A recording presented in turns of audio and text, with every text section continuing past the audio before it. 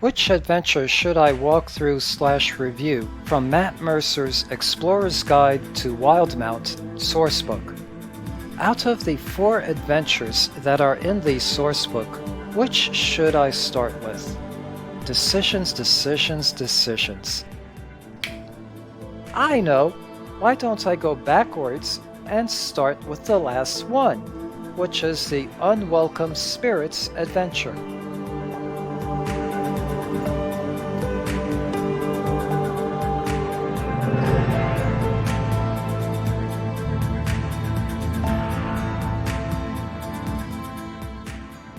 You and your fellow companions have been summoned by Bufal II, the Ogre Lord of Yorzen. The rank odors of the Broken Vale Marsh mingle with the musty aroma of a fleet of gargantuan reptiles as you traverse the rickety rope bridges above Yorzen. This strange goblinoid village moves slowly and endlessly through the swampy Zorhasian wastes, its structures set atop of the massive shells of horizonback tortoises. Yorzen's monstrous residents pay you little heed until you approach the large, ramshackle hall of the Ogre Lord, a towering structure of haphazard timber and scrap. As you enter the hall of the Ogre Lord, the din of the swamp and the hushed chatter of Yorzen's residents is muted as you step through the folds of a heavy leather curtain into the chamber beyond. The reek of the marsh is quickly replaced by the favorable scent of roasted meats and spiced wine. Orc attendants gesture you toward a litter of dingy furs before the seat of Bufal II, who allows you to settle in before he speaks. Eat, drink, but be wary. The Empire has come to Zorhas, bringing damnation with it. Hello, and greetings, lovely person. This is RPGmodsFan, and in this walkthrough video, I will be reviewing and discussing the Dungeons & Dragons adventure, Unwelcome Spirits. This adventure was meant for player characters starting at 1st level and takes them to 3rd level. It was written for D&D 5th edition rules. The adventure can be found in the Explorer's Guide to Wildemount Sourcebook, a sourcebook that was co-published by Wizards of the Coast and Critical Role in March of 2020. Explorer's Guide to Wildemount Sourcebook was written by Matthew Mercer, along with co-writers James Haeck, James Introcaso, and Chris Lockey. Which one of these authors wrote the Unwelcome Spirits? That I do not know. The adventure takes place on Matt Mercer's world of Exandria, specifically on the continent of Wildemount. As FYI, Explorer's Guide to Wildemount is the 2nd Exandria campaign setting book. The first was the Tal'Dorei campaign setting book. The Wildemount continent is a land of war, betrayal, and swashbuckling adventure. It has 6 main regions, which are the Menagerie Coast, Essel Cross Archipelago, the Graying Wildlands, the Blight Shore, Western Wenondir, which is dominated by the Dwandelian Empire, and Eastern Wenondir, also known as Zorhas, where the Unwelcome Spirits takes place. As background information, Zorhas is ruled by the Kryn dynasty, who are mostly drow who have turned away from Loth. Currently, they are at war with the Dwandalian Empire. Displayed is a close-up map of Zorhas. The adventure starts in the mobile goblinoid village of Yorzen. then continues into the Broken Vale marshes. In the marshy wastes of Xhorhas, Urizen is a slow, roaming goblinoid village sitting atop of huge, massive shells of horizonback tortoises. An ogre named Bufal II is currently the acting ruler of Urizen. 3 nights ago, Bolbara, the village's elder shaman and seer, has gone missing. Bufal wants Bolbara back. Warning: minor role-playing spoilers ahead before I start with discussing the adventure itself. Assuming the player characters take the mission, Bufal will provide a hobgoblin guide named Morgid. In my opinion, Morgid should know of at least the 6 locations displayed on the proposed player's map. At minimum, the player characters should also learn the following information. Bolbara regularly journeys west to the foothills of the Broken Vale Bluffs, where she forages for spell components. Bufal and his advisors suspect that Fort Venture has something to do with Bolbara's disappearance. Fort Venture is a nearby eastern outpost of the Dwendalian Empire and lies southwest of Urizen's current location towards the Broken Vale Bluffs. However, Bufal knows that sending goblinoids to Fort Venture will draw reprisals against Urizen. Thus, he seeks an outside group, i.e., the player characters, to go and investigate and bring Bolbara back. Before departing on their mission, the player characters will have some time within Urizen to shop and interact with its denizens, including further speaking with Bufal. So, player characters, what is your next move? I will now be discussing the adventure itself, and this video will contain spoilers. Unless you are a dungeon master who will be running this adventure for their players, or are a player who already played through this adventure and are watching this video for nostalgia purposes, I would suggest not to watch the rest of this video. So, what happened to Bolbara? She was kidnapped by soldiers of the Dwendalian Empire, a couple of miles away from the foothills of the Broken Vale Bluffs, and imprisoned in Fort Venture for questioning and magical experimentation. The soldiers had interrupted Bolbara's communion with her shadow demon patron named Thrush. Bolbara is now in the process of losing herself and being possessed by the shadow demon Thrush. Once she is fully possessed, Thrush will wreak havoc across the wastes of Xhorhas, using Bolbara as its worldly vessel. Thrush's demonic rampage will start at Fort Venture before wending its way back to Urizen, and it's up to the adventurers to do something about it. Morgid is an able scout, but his allegiance is tenuous. He is keen to join in on the investigation of any landmarks or other points of interest, even as he warns of the importance of not dallying in the marsh. However, if the hobgoblin loses half or more of his hit points during a single combat encounter, he abandons the party unless one of the characters succeeds on a DC 15 Charisma Persuasion check to convince him otherwise. Urizen moves 1 mile or 1.6 kilometers per day, or 1 hex per day, on the displayed map.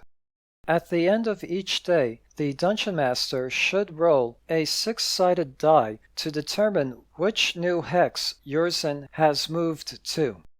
Of course, the player characters will not know where Urizen's new location is. Area labeled B2 is the Withered Grove. Here, the player characters will encounter the skeletal remains of a Dwandalian soldier and 2 swarms of poisonous snakes. Area labeled B3 is the Sunken Boneyard. This boggy field is littered with the bones of massive beasts and has become home to a raiding party of 7 bloodthirsty lizard folk. The lizard folk are led by their shaman, Skrasorsk. Area labeled B4 is the Crumbling Tower. Here, the dilapidated ruins of a watchtower are slowly sinking into the swamp. Here, 5 giant spiders can be encountered. At area labeled B5 is a low hill surrounded by an algae-covered moat. The hill has a murky cave where, within a cavern complex, a clan of bullywugs and their toad steeds dwell. Large, toxic purple toadstools surrounds the cave and the area. On a mossy knoll, a jagged 8-foot or 2.4-meter tall monolith of black rock stands at area numbered B6. The stone is laced with vines of crystal. This ritual stone is an ancient monument to some dark primordial deity. It was at this place where Balbara was captured while she was in communion with her shadow demon lord. Area B7 are the Broken Vale Bluffs, where rocky steep foothills and sharp crags abound. When the party enters the area, 6 harpies will try to beguile them with their luring song, then they will attack. A massive hill appears to rise out of the Broken Vale Marsh at area B8. The hill is actually a very, very old horizon-back tortoise, nicknamed the Mossback Steward. Should the Dungeon Master wish, he or she can move the Mossback Steward from its marked location into the path of the player characters as they are approaching Fort Venture from the marsh. The Mossback Steward has an intelligence and wisdom well above its kin. It can communicate via telepathy and can cast divination spell once per day. It would like to see the Dwandalian military out of the Broken Vale Marsh. When the player characters reach Fort Venture, the adventure says to advance the player characters to 2nd level. Given the monsters and obstacles the player characters had to face in the Broken Vale Marsh, I would have them already at 2nd level, and then advance them to 3rd level here. The one thing in Dungeons & Dragons I never understood is the genocidal number of monsters you need to kill before advancing to the next level. To me, that was never realistic. Anyway, the fresh timber of the fort's battlements hint at the recent construction of this remote military outpost. The Hobgoblin guide, Morgan, offers to run reconnaissance and to distract incoming Dwandalian patrols as the player characters infiltrates the fort. A tall timber palisade surrounds the fort's squat stone keep. Within the fort, rows of tents are set up alongside a central training field. Imperial Inquisitor Parson Pelenost is the fort's leader. However, he leaves much of the fort's daily operations under the command of Commander Strutter Felmont. Parson Pelenost has been experimenting on and torturing Balbara. If the party does not reach the fort within 3 days, most will not, then Balbara's full demonic possession has been triggered, making her powerful enough to kill the Inquisitor and escape captivity. Hidden bear traps surround the fort. Normally, each watchtower is manned by one guard and work 8-hour shifts. However, if Balbara has already been possessed, then most of the guards will be dead, with the remainder having fled to the main hall. The east gate iron-banded doors stand open and ajar. Normally, Commander Strutter Felmont would be found in his tent labeled V3 on the map. After Balbara's possession, he is now dead and his body can be found among the other dead guards in the training yard. The small stone-walled keep, labeled V5 on the map, served as the gathering hall for the soldiers. It is the strongest point in the fort. The DM can place any number of surviving guards from Balbara's onslaught here.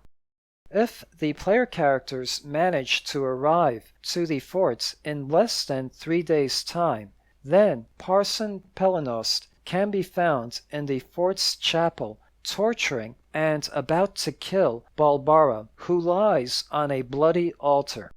Otherwise, this place is a bloody and gruesome mess.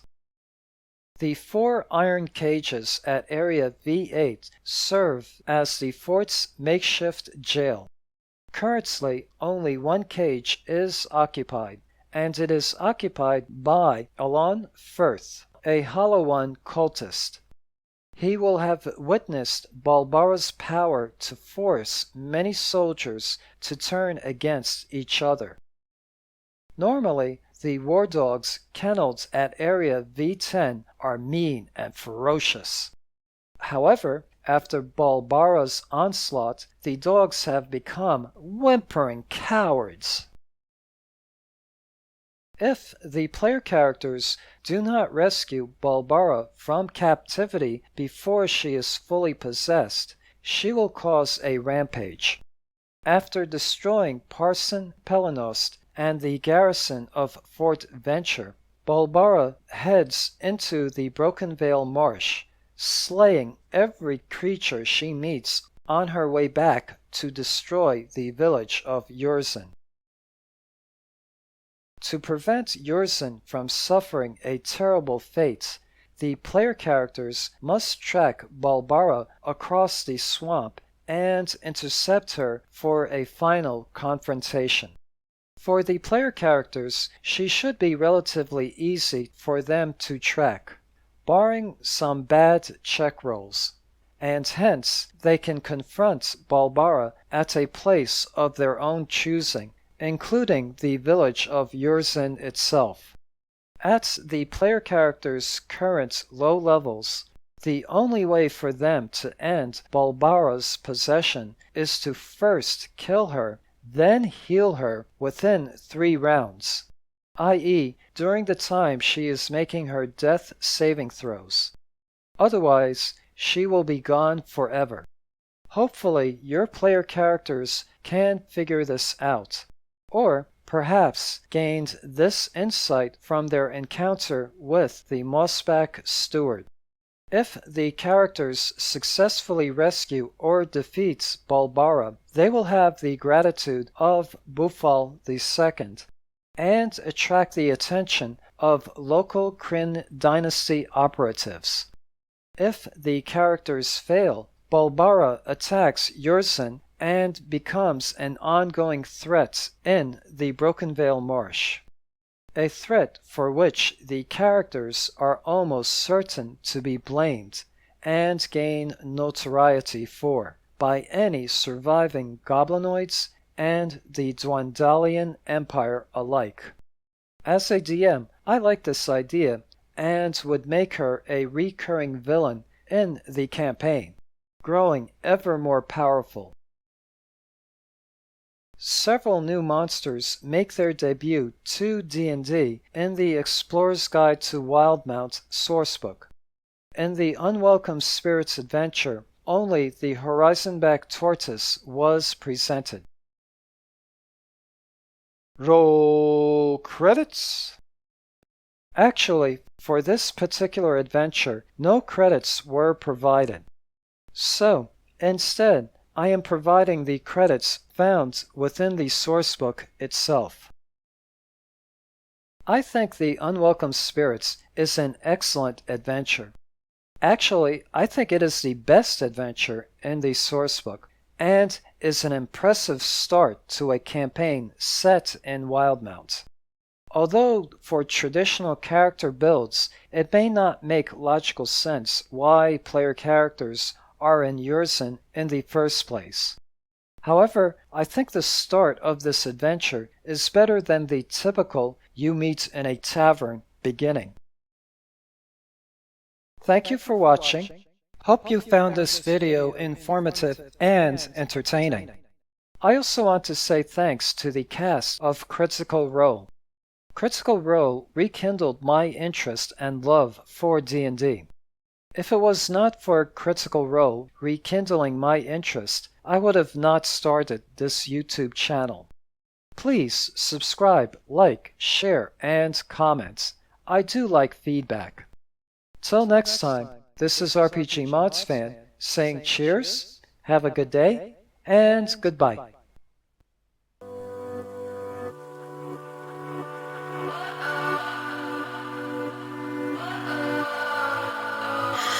What does perfect even mean? Is there even such a thing? Ooh, can we switch up all the rules and imagine a utopia? Darling, I'm just so fed up with these expectations. They keep weighing me down.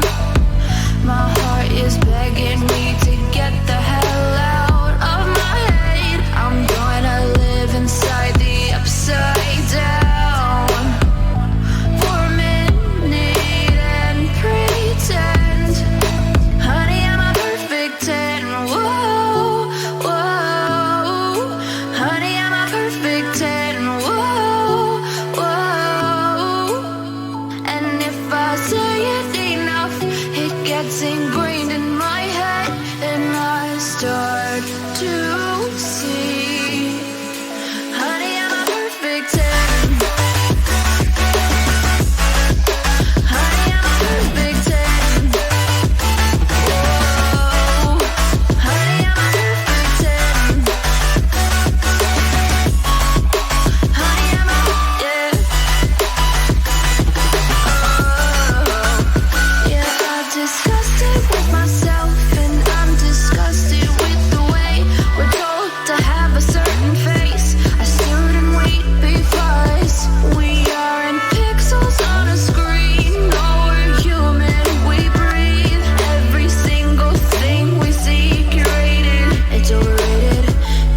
Expectations, they keep weighing me down.